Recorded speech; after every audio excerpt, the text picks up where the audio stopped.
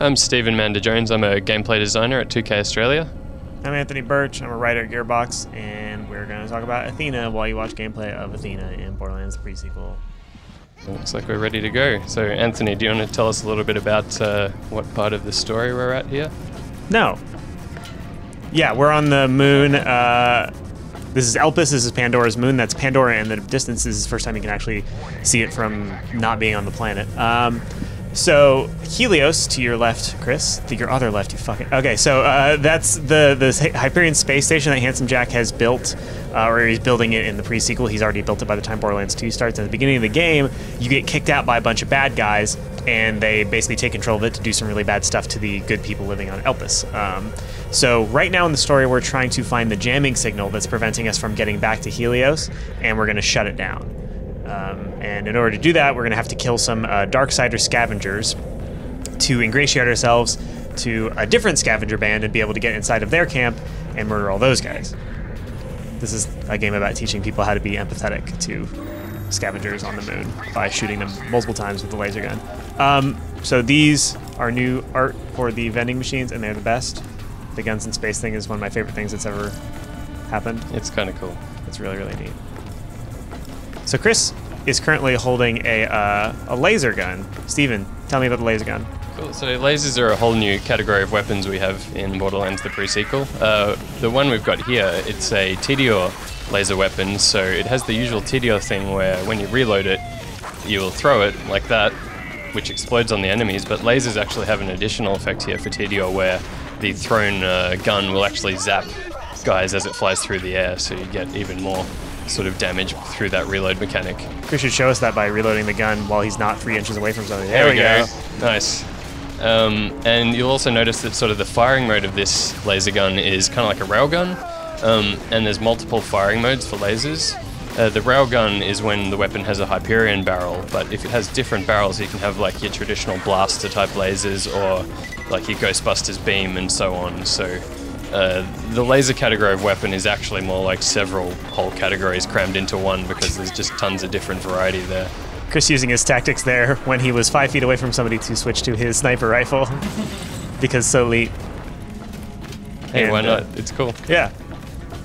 So now he's got a legendary cryo pistol out. Yep. Maybe we'll be able to use. Oh, Chris, you big dumb idiot. So, that is a jump pad, but you didn't charge it up with a shot to the box that's attached to the jump pad. You nincompoop. So he's overcharging the jump pad here by shooting that box, and now it won't quite be as lame, and it will actually get him to where he wants to be. So we're going to go outside and do some low G gunfighting. Yeah, and what we're going to see here as well is we've got a cryo pistol equipped, and cryo is one of our new elements in Borderlands the pre-sequel, so you can get different weapons or grenades that have this element on them, and as you can see, it can freeze the enemies when the status effect triggers. And when they're frozen, if you hit them with a melee attack or explosive damage, you can actually shatter them and deal all this extra damage. And they break into all little pieces, and it's kind of awesome.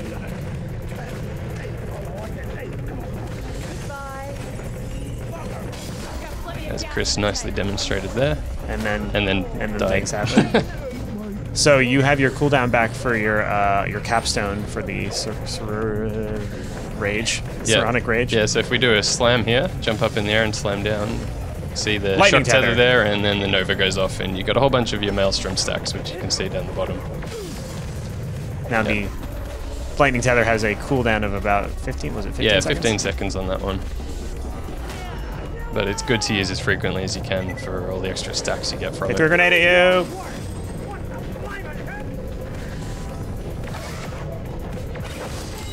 Yeah, and we can see the lightning storm and the lightning and firestorm and there he's from flying Zeus's away. rage. And he's very I used to have dead. a family!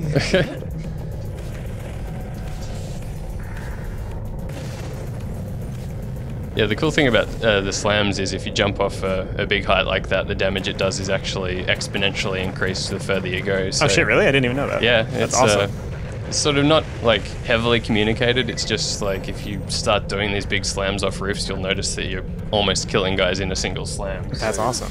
It's cool if you get the opportunity to do it. Chris is currently being obliterated by a capacitor Sugaroth, which are big creatures that you generally want to fight in vehicles, and they can spawn smaller enemies known as Wraithens. Yeah, so it looks like we're going to go and grab a vehicle, as you suggested. So this is one of our new ones here. It's the Moon Buggy.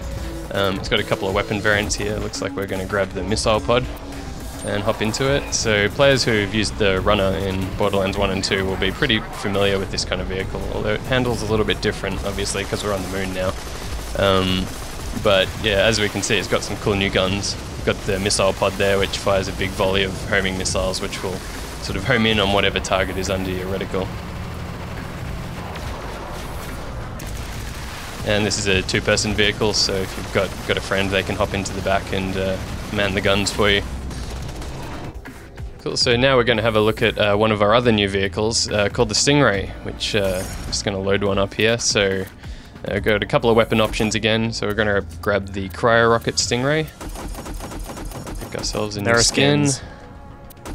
We're also cheating because you're not actually quite supposed to have it this early on in the game. We're just showing it to you just to show it to you because it's fun. Yeah, it's kind of cool. So as you can see, it's like a hover bike. You're sort of hovering above the ground and cruise around. It has, instead of an afterburner, as you can see here, it actually has a vertical boost that you can use to jump across things or up onto higher levels. Hit a sick ramp, Chris. Chris, hit a sick ramp. Chris, you're not hitting a sick ramp. That one. Right there. Don't mess it up. 3, 2, 1, sick ramp. You did it. America was counting on you and you did it. The other cool thing it can do is when you're up in the air, if you hit what is normally the handbrake button, you can slam back down to the ground and pancake enemies. There you go. There we go. There you can pancake dudes and he's dead. And that's the Cryo Rocket weapon. Not so good up close, needs a little bit of distance to get its homing working. And the other thing you'll notice with this is it's obviously a single-person vehicle, which is the first time Borderlands has had just a one-passenger vehicle. Normally they've been two before. What are my 3 friends going to do on in one of those? Well, we fortunately thought of that, and you can actually grab 4 Stingrays in a single game, so all of your friends can have one each. That's unprecedented. Yep. It's kind of cool. It's like a swarm of angry hover bee bike things. I don't believe it. Yeah.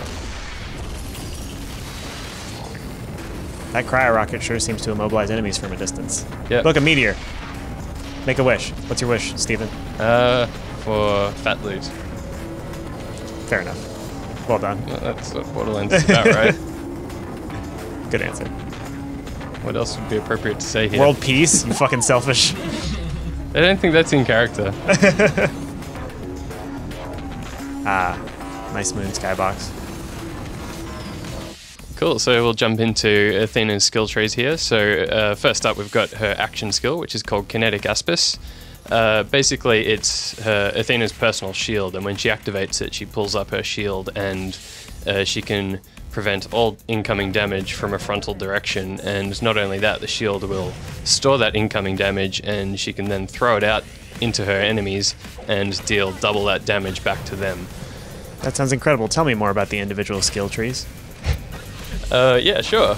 So first up we've got the Phalanx tree, which is heavily focused on her action skill, the Aspis, and buffing that up and giving it additional effects. For example, she can change it so that it will absorb incoming elemental damage types with the Prismatic Aegis skill here. So if it's damaged by fire damage or shock damage, it will then deal that type back when she throws it out, which is really cool. That's electrifying, Stephen. There's also some really good co-op buffs in this skill tree, so if you're playing with friends, you've got nice ways to sort of protect your friends, heal them, pull them out of fight for your life, or draw aggro from the enemies back onto Athena. So if you're playing like with a partner or in a group, this is a really good skill tree for that. The capstone skill of this one is also really cool. It's called Wrath of the Goddess here. It basically allows the Aspis to jump to additional enemies when she throws it. So, like, if you've filled it right up with a ton of energy, you can just wipe out a whole room of dudes with that one. It's super cool. So that tree was about playing with friends. What if I'm alone in life? Well, that skill tree will still work for you if you're alone in life. That's amazing. But moving on, we've got the Xiphos skill tree here, which is focused on her close combat weapon, which is her sword called Xiphos. It's an energy sword. So this skill tree is filled with lots of melee buffs and high mobility things, and one of the key features of this skill tree is With the Ren skill on the 3rd tier here, she unlocks a new status effect for herself, which is a bleed. So her melee attacks will cause enemies to bleed over time. And then moving on from that, she has skills like Bloodlust on the next tier, which will help her regenerate health as she makes people bleed. So as she spreads her bleeds around the battlefield, she gets stronger and stronger and can keep going. And as we get down to her capstone skill here, which is called Blood Rush, it basically converts her melee attack into like a dashing strike, so that helps her get those bleeds going on her targets. And the cool thing about this skill is if it hits a target that isn't bleeding or kills someone, the cooldown it has is immediately reset, so you can sort of chain it between a bunch of enemies and just get them all bleeding at once, which is really cool. That was an interesting screen to go to, Chris. So much to learn. Tell us more about the final skill tree, Steven. Sure. We've got the Saronic Storm skill tree here, which is her elemental skill tree. It's mainly focused on fire and shock damage. It makes use of... That's electrifying, Steven. It's electrifying and inflaming. That's hot, is what you meant to say. Yeah, that's a good one. That's why you're a writer. It makes use of a stacking mechanic using Maelstrom, which as you deal fire and shock damage, you generate Maelstrom stacks, which increase your elemental damage output, and these stacks constantly decay over time, but that rate of decay increases as you build up more. So basically you get these big spikes of power as you generate your stacks. You have a lot of other skills, such as Smite, which add extra fire and shock attacks into your arsenal.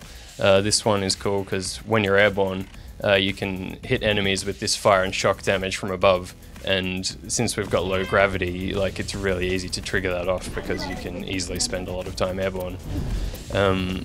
Zeus's Rage is a pretty cool one as well. It's a modification to the Aspis, so when she throws it out, it spawns a fire and lightning storm at the target location, dealing like constant damage to anyone it hits. And the cool thing about that is it'll generate you a ton of Maelstrom stacks as well, so it sort of snowballs you into all this extra damage. A few other cool skills here as well, like a capstone here, Hades Shackles. It modifies her slam attack so that any enemies damaged by it, she tethers herself to them with like a lightning tether. And if she keeps that tether without breaking it until the end of the duration, any tethered enemies release a fire nova, which hurts more people, generates more Maelstrom stacks, and she even gets bonus Maelstrom stacks on top of that. So you really want to make use of your slam and hit as many people as you can and really get a big spike in your Maelstrom stacks. So yeah, this was just a little bit of Borderlands the pre-sequel with Anthony Birch. I'm Steve Amanda Jones. And kiss people directly on the mouth that you love.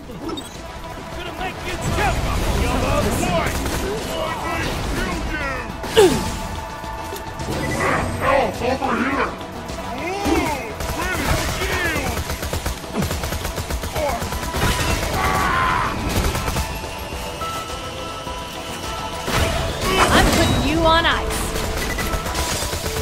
What? I bloody want you to live, so I can snap their smug neck myself. You what, mate?